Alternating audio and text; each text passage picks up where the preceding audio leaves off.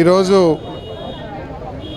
నూజివీడు మున్సిపాలిటీకి vice chairman జరిగిన ఎన్నికలో తెలుగుదేశం పార్టీ అభ్యర్థి పగడాల సత్యనారాయణ గారు గెలిచినందుకు వారిని అభినందిస్తూ ఈ గెలుపుకు కారకులైన ప్రతి ఒక్కరికి నేను ధన్యవాదాలు తెలియజేస్తున్నాను.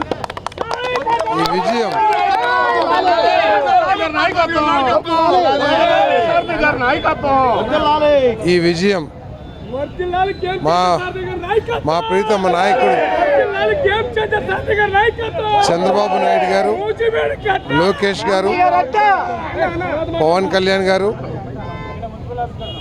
మోడీ గారికి చెందుద్దని చెప్పేసి, ఎందుకంటే వారు చేస్తున్న అభివృద్ధి కార్యక్రమాలు కానివ్వండి, అగాధంలోకి పూడుకుపోయిన ఈ రాష్ట్రాన్ని ఏ విధంగా మళ్ళీ తిరిగి పట్టాల మీద ఎక్కించడానికి ప్రయత్నం చేస్తున్నారో ఆ ప్రయత్నాలకి సంబంధించిన విజయంగా నేను భావిస్తూ ఉన్నాను.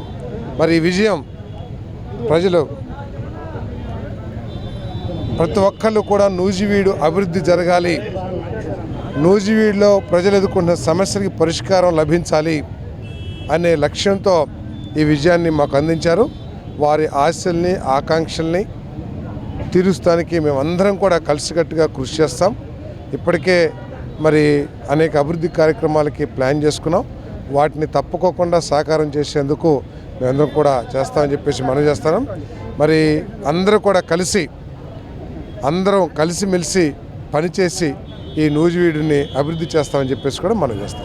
ఆంధ్రప్రదేశ్ రాజకీయాల్లో పెను మార్పులు చోటు చేసుకున్నాయి. రాష్ట్ర వ్యాప్తంగా జరుగుతున్నటువంటి ఈ రోజున ఏదైతే మున్సిపల్ వైస్ చైర్మన్ల ఎన్నిక లాంఛనమని చెప్పాలి. రాష్ట్ర వ్యాప్తంగా జరుగుతున్నటువంటి యొక్క చైర్మన్ ప్రక్రియలు చూస్తే దాదాపు 90% టీడీపీ పార్టీ సంబంధించినటువంటి అభ్యర్థులే కైవసం చేసుకున్నారు. దీనిలో భాగంగా 3 మున్సిపల్ వైస్ చైర్మన్లకు సంబంధించి టీడీపీ కైవసం చేసుకుంది.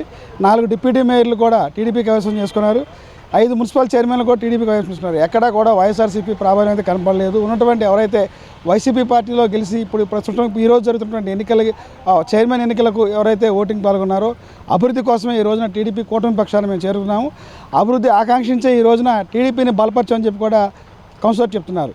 రాబోయే రోజుల్లో కూడా రాబోయే స్థానిక ఎన్నికల్లో కూడా కూటమి ప్రభుత్వం కూడా కైవసం చెప్పి కూడా స్థానిక మంత్రి పాదయాత్ర చెప్తున్నారు. ఇది ఇక్కడ పరిస్థితి. కెమెరామెన్ నానితో రాజ్ కమల్, S4 మీడియా.